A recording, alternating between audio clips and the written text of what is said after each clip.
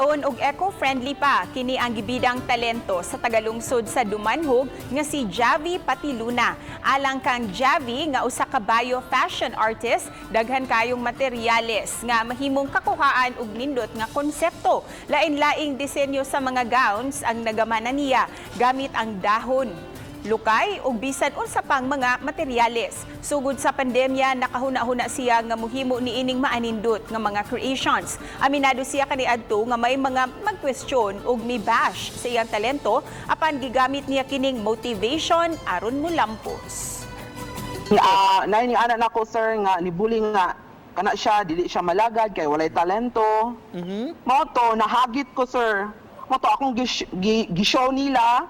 Mao to na kuan sila na shock nga naday ko inani nga talento nga wala sila.